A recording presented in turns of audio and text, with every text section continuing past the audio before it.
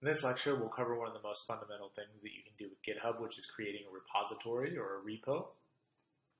So just a recap to refresh your memory. So we have two pieces of software that we've talked about. So Git is a piece of software that allows you to do version control of documents on your local computer.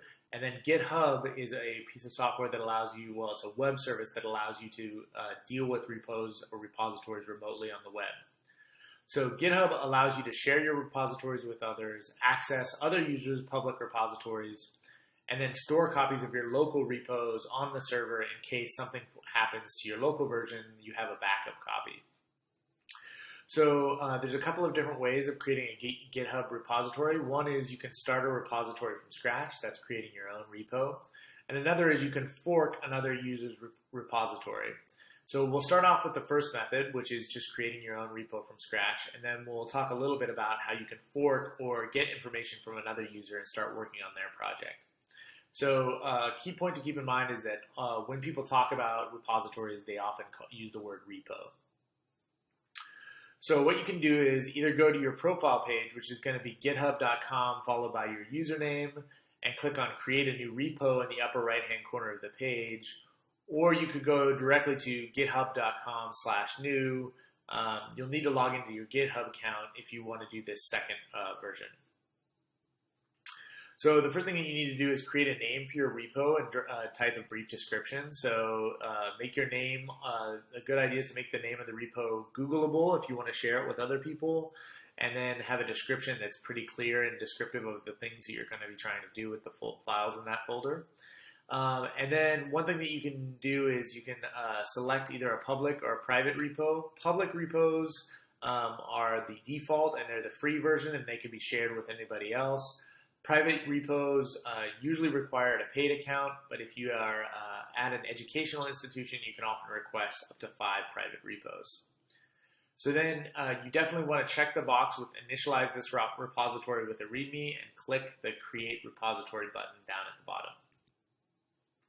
So after you've done that, you've created your first GitHub repository. And so you can see that right now, this is a file that's a repo in the Nick Carcetti repo, and so you can see that it has a README document because we initialized it with a README file.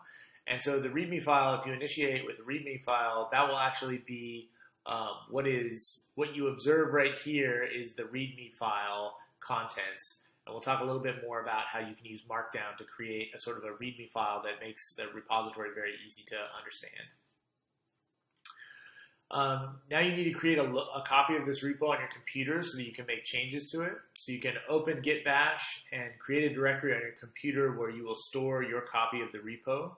So for example, you can do mkdir, and then here it's in your home directory creating test repo. And then navigate to this new directory using cd. And then what you can do is you can initialize a local Git repository by using the command git init if you've installed Git, as we've talked about previously in our previous lectures on Git. And then you can point your local repository to the remote repository. In other words, you can link up your local repository with the remote GitHub repository by typing git remote add origin and then the URL of the remote repository that you created on GitHub. Now you've linked up your local copy with your remote version of GitHub. So what you can do is you can actually, here's what it looks like in action. So this is actually Nick creating a repo and then cding to that repo and then setting it up so that it's connected to the remote version of that repo as well.